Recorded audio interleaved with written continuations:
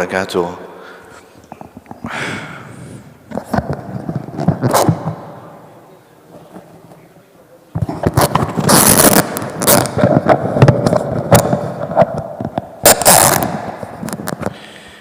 الحمد لله رب العالمين.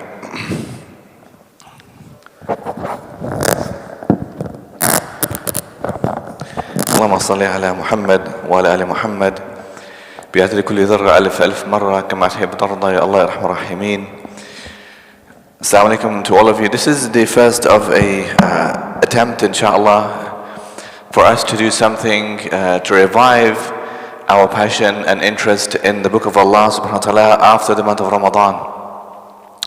Ramadan, of course, was for all of us a very important time, a time where all of us were engaged in doing more of reciting Qur'an, thinking, contemplating on Qur'an, and trying our best to act upon the Qur'an.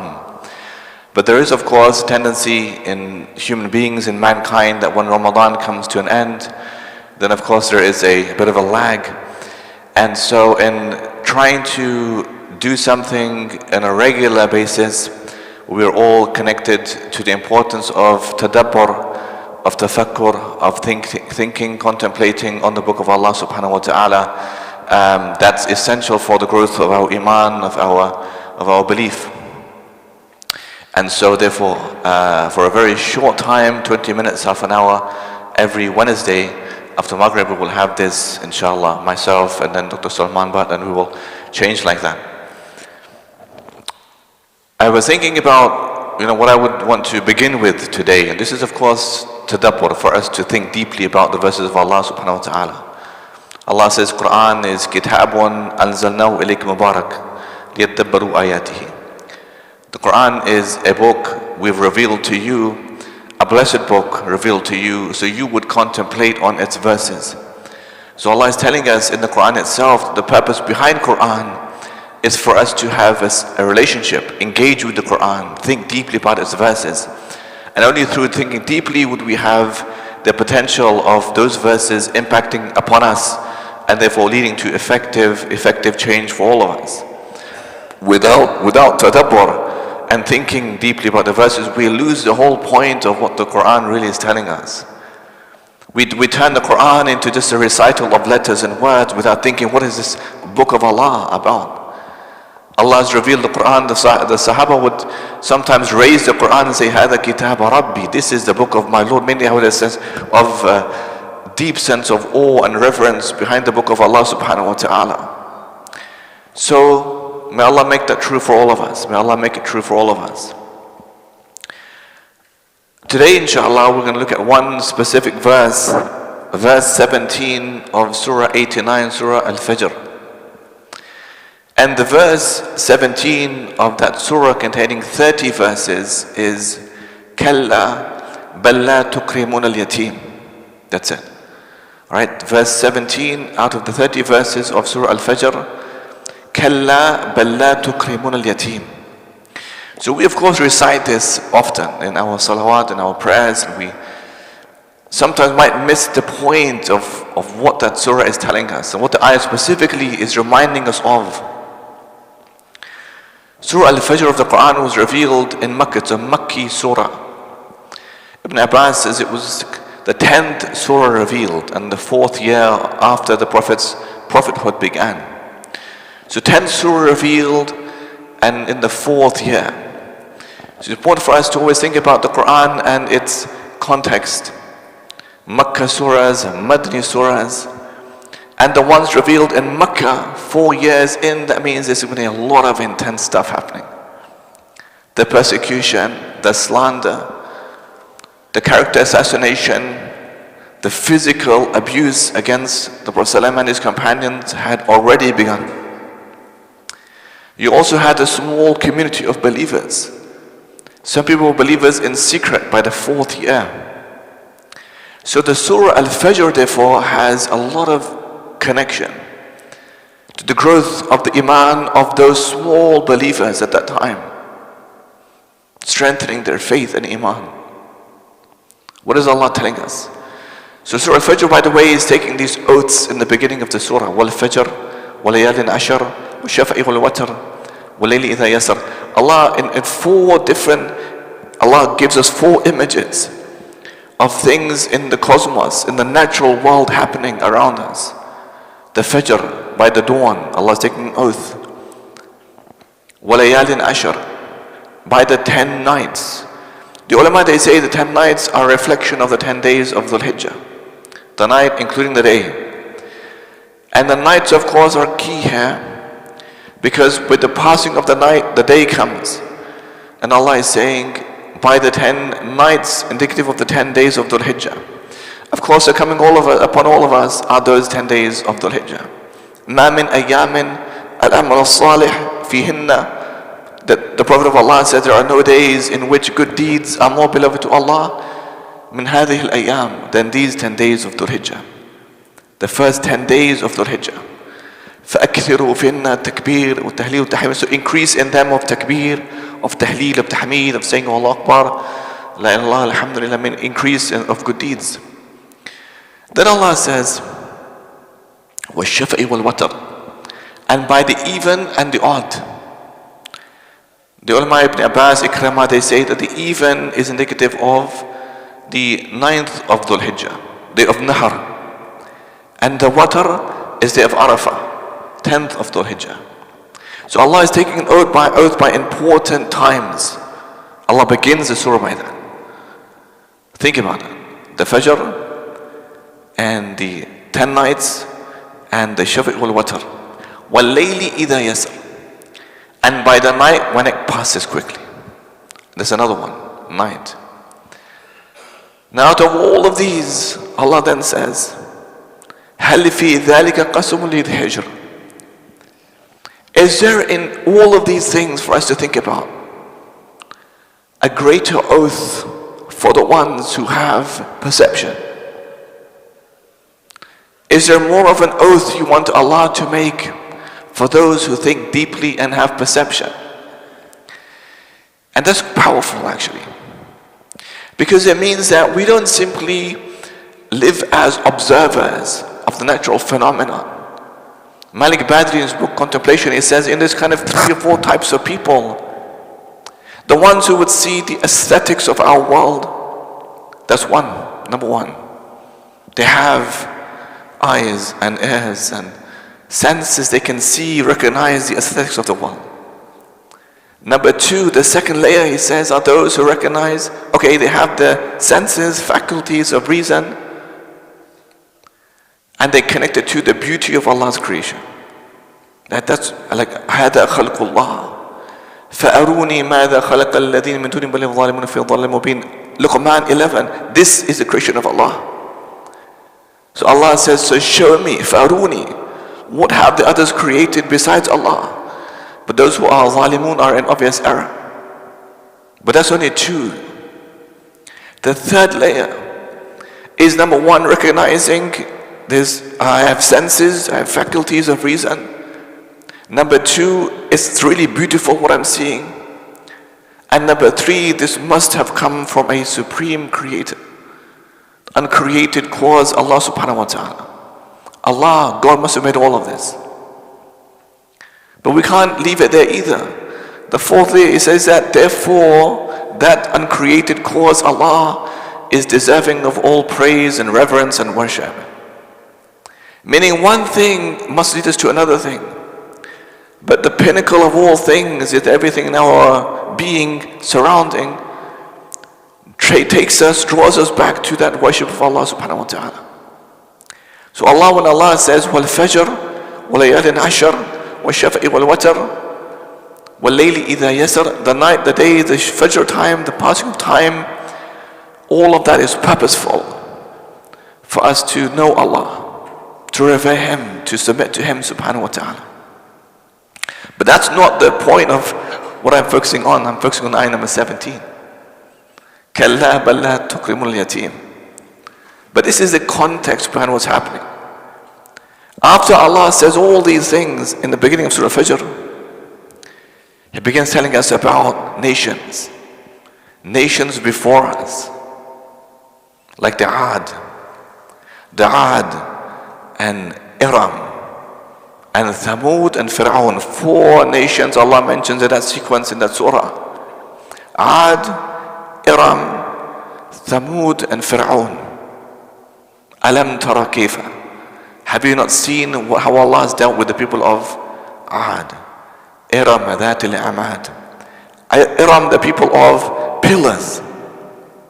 And Allah says, Fir'aun, power. Thamud, strength. And different verses in the Qur'an is telling us all these people had something that symbolized, represented, reflected power. It could be the buildings, the houses they would kind of hew inside the mountains. Right? They would carve the amazing gardens, amazing buildings, architecture, landscapes. Pharaoh, all of this all this stuff is happening around him. He's making all this stuff. And Allah is saying, therefore look at the sequence. So all these natural phenomenon that Allah haven't yet seen what Allah has done with these nations before us, of Iram and Thamud and Ad, nations before us. Allah then gets to the point where He says, فَأَمَّا الْإِنسَانِ. As for insan, who is insan? Insan is man, mankind, civilization, humanity. إِذَا مَا ابْتَلَاهُ فَأَكْرَمَهُ وَنَعَمَهُ فَيَقُولُ رَبِّ أَكْرَمَنِ. As for man, when Allah honors him, akramahu, and Allah gives him a blessings in life, he says, my Lord has indeed honored me. Think about what's happening here. The ayat before about people who had a lot of wealth and power and worldly things, honor, things, substance. And Allah is saying, now look at this, the macro, the big picture of civilizations, nations, big things, and the micro, the individual, the human being, me, myself. And Allah is saying, as for man, he has stuff in his life also. And when he gets stuff in his life, good things in life, he says, my Lord has honored me. Akraman. This is from karama. So we have dozens of times in the Quran, Allah mentions the triliteral root karama, yukrimun, akrama, verses we're familiar with. Kalla innal insana yatagha ar'ahu istaghna, that's tagha. But the verse in the Quran, وَلَقَدْ كَرَّمْنَا بَنِي Adam, we have given ikram, karama, nobility to sons of Adam. إِنَّ أَكْرَمَكُمْ عِنْدَ الْأَتْقَاكُمْ, Allah says the most noble of you in Allah's eyes are atqakum. So all of us in life, we actually seek that. We seek honor, we seek happiness, we're seeking comfort. And nations before us, they had it. And all the buildings, the big towers, the blocks, the infrastructure, they had all that stuff. And Allah is saying, as for man, فَأَمَّا الْإِنسَانِ إِذَا مَا ابْتَلَاهُ فَأَكْرَمَهُ. Now the key word here is إِذَا مَا ابْتَلَاهُ. إِذَا مَا ابْتَلَاهُ. This is from below in Arabic. Ba, la, lam, and the wow. Ibtala.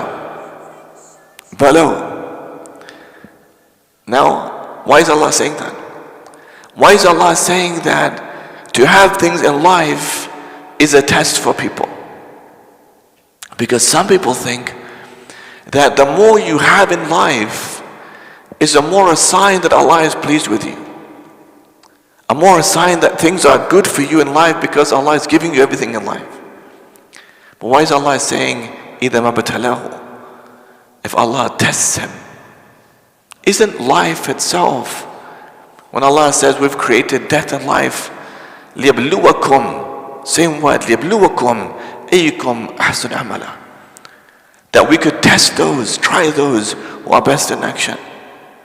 Isn't all of life supposed to be that test, struggle in life? Ibtala, as a trial for you.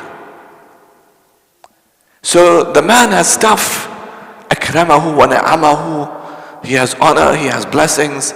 So what does he say? Rabbi akraman. My Lord has honored me.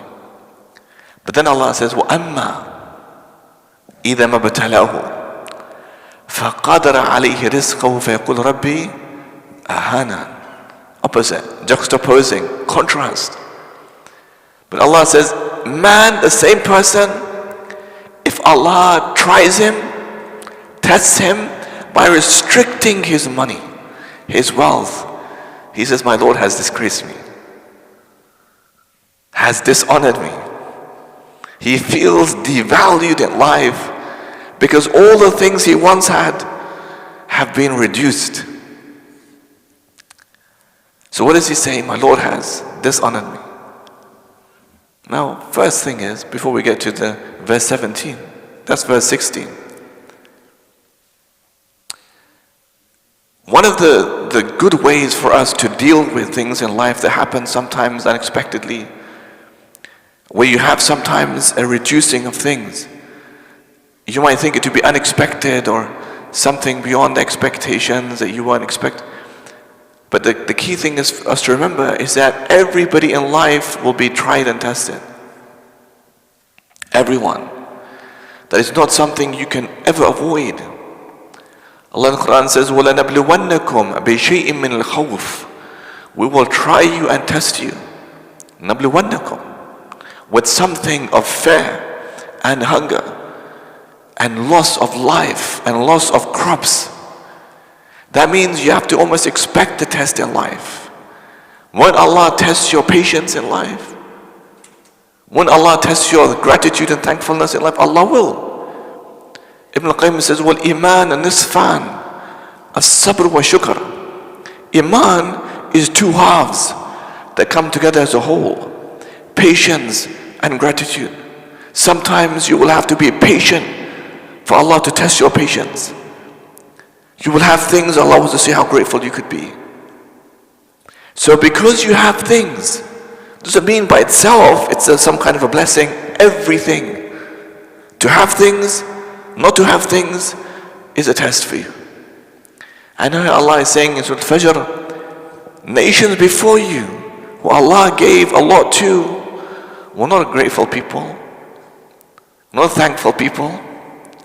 This is Allah saying, مَا يَفْعَلُ اللَّهُ بِعَذَابِكُمْ إِن شَكَرْتُمْ وَأَمَنْتُمْ. Why would Allah punish you if you're grateful and you believe? Allah wouldn't have no need to punish you. But they weren't grateful and not that they believe. So Allah is saying, then think about you. Out of all this macro stuff happening outside of you, and all these civilizations, and all Iram and Thamud, and all this stuff, and Fir'aun, and all of this stuff, think about you, Ammal Insan. What if Allah tests you and gives you all that stuff? What if you have the ease? What if you have the comfort? What if you have the money? And Allah blesses you with that. The man realizes, okay, if that happens in my life, Rabbi akraman, my Lord has honored me. But if it's taken from him, reduced, he says, Rabbi ahanan, my Lord has disgraced me. Now here comes the key verse. Remember we said about karama, how honor and comfort is this delight of man. But Allah says in this ayah number 17 in the surah revealed in Makkah, Al-Fajr, out of the 30 ayat, and ayah number 17 is this, that Allah says, Kalla, bal la tukrimun al-yatim. Kalla is like, you have kalla as a negation, and kalla as a sense of wonder. Kalla la wazar in the Qur'an. Kalla la wazar. No, nay, there will be no refuge from Allah subhanahu wa ta'ala. Kalla innal insana yatgha ar-ra'ahu istaghna. Nay, no. Indeed, man transgresses limits when he sees himself independent, self-sufficient. Kalla bal la tukrimun al-yatim. Kalla. Allah says, Kalla balla, to emphasize the point. Kalla, nay, like nay, no way. Balla tukrimul yatim. The same man who wants Allah to honor him, Allah says about him, but you didn't honor the orphan. It's a fundamental point of learning here. The same Allah you want to honor you on account of all the stuff that you have in life. Allah uses the same word, karama. He says, Rabbi akraman, my Lord has honored me. But now Allah is saying, Kalla bal la tukrimul yatim. Nay, but He didn't honor the orphan. That means Allah is saying, had you ever wanted Allah to honor you in life, you would have honored the orphan. And how would you honor the orphan anyway? How do you honor an orphan? The comfort, the happiness, the sense of support you feel in your life. When Allah honors you with things in life, Allah says, but you didn't have this sense of outreach towards others outside of you to honor them. Then how would you want Allah to honor you? If you didn't honor others, why would Allah honor you? You didn't give to others, why would you want Allah to give to you? And know that you encourage people to give to the masakin, to the poor. Like in Surah Ma'un, Allah says that those people, they don't encourage to give to the people who are poor. There was a fundamental learning here.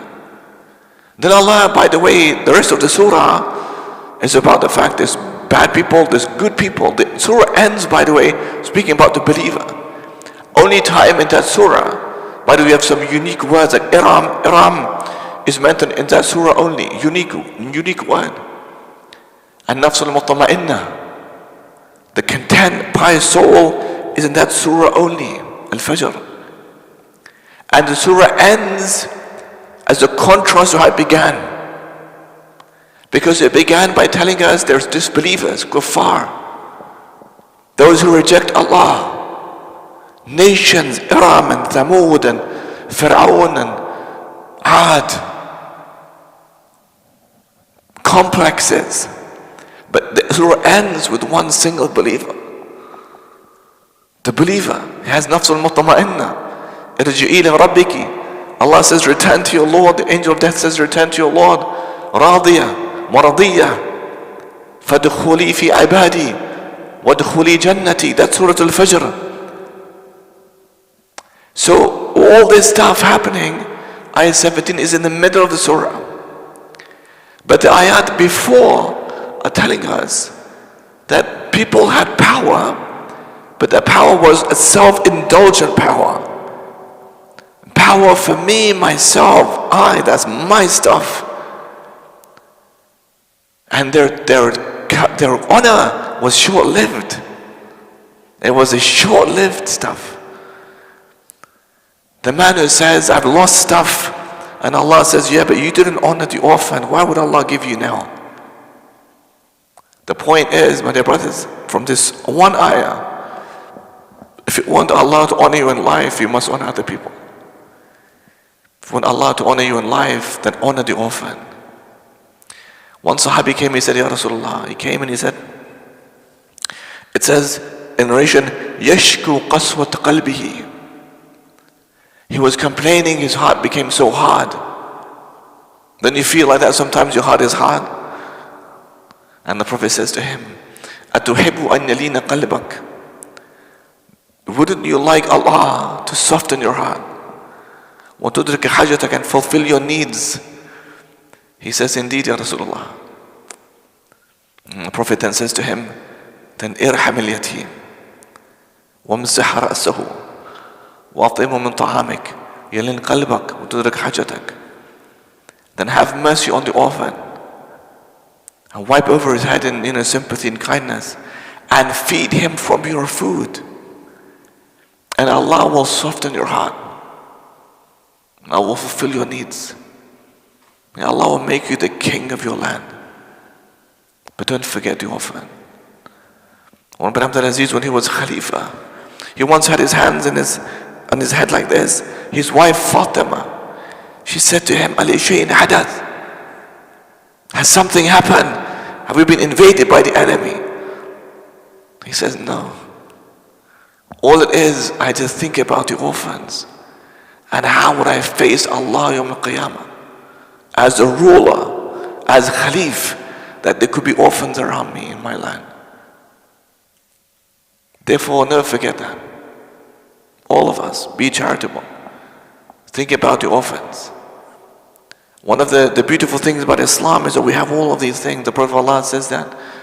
He says, Ana wa kafir al-yatim kahatin fil jannah. Me, he says, and the one who looks after the orphan is like these two fingers in Jannah. This distance, this gap over here, close.